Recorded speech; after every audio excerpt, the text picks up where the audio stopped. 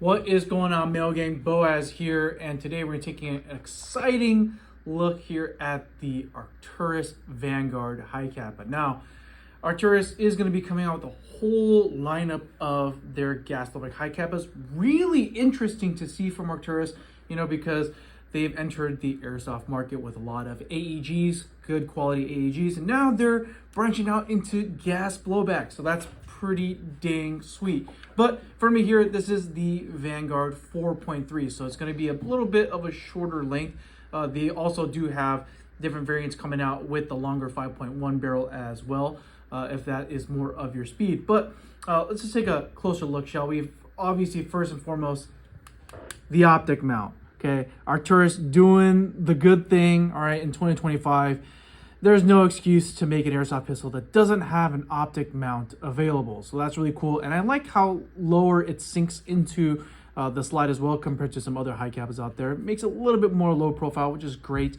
And we did put a nice armor style optic on here as well. Now, Arcturus will also be coming out with versions where they will include their own red dot sight on the pistol. So that is also an option available as well. But obviously, full metal slide, full metal frame, of course, you would expect from Arcturus. And I love the nice little angular cuts that you get here along the slide. Like, you have this nice angular cut over here, and there's some nice weight reduction cuts and serrations. Makes racking the pistol super easy. But I don't know if you notice, but this slide, butter smooth. It feels polished right out of the box. No grinding, no friction at all. It just glides across the tracks so nicely. You know what? I might say it. Just how smooth this is. This might be smoother than the Pit Viper. Just saying, from Jag, and those pistols were phenomenally smooth too. Like, that's how smooth these slides are. No hangups, no friction at all. Yeah, look at that. Okay. And obviously, you're going to have the threaded barrel, right? You have the nice 14mm counterclockwise threads straight out of the box. You could run tracer units if you want to. You have some interesting sights here. So you have the green fiber optic front sight. And then on the rear, you're going to get these white painted dots as well. But why would you run iron sights when you got an optic mount, okay? Just saying. Okay, but aside from that, you get the Picatinny rail on the bottom over here. So obviously you can mount things like flashlights or lasers. I love the nice little flat trigger over here. Nice puzzle trigger design, but nice and flat. So it makes running the gun a lot easier. Just more ergonomic in my opinion. But let's talk about the trigger real quick. Okay, actually, I'm going to show this side right here. Right. Insanely light trigger. It's a hair trigger. Like, you sneeze, this guy goes off. Like, that's how lightweight the trigger is. I love how light the trigger feels. And then next up, the beaver tail safety. They already went ahead and just pinned it. They pinned it, so now you don't get like that weird bump over here that you have to like depress with the web of your hand all the time. It feels more streamlined, feels nicer, obviously. And then you have your standard ambidextrous, Hi-Capa safety over here. And then you have an extended slide catch, which I love, right? Traditionally, the slide catch kind of ends over here, so you kind of have to break your grip, but not anymore. I could just easily just press it with my thumb.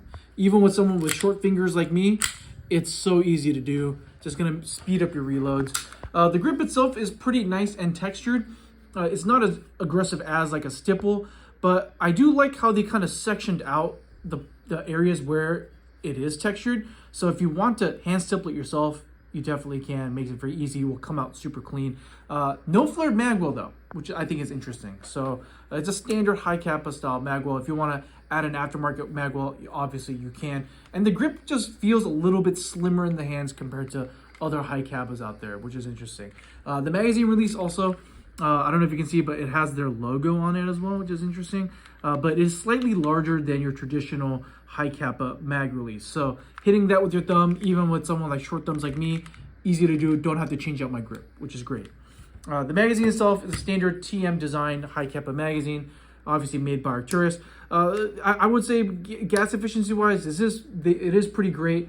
Nobody beats the Japanese Space Magic or Tokyo Marui. But when we tested this guy, you could easily get 2 mags out of this guy and get slide lock on 1 fill of green gas, which is pretty great. Internally with this guy, I don't know if I can show you right here, But internally, this guy is going to be running pretty much all Tokyo Marine spec internals, okay?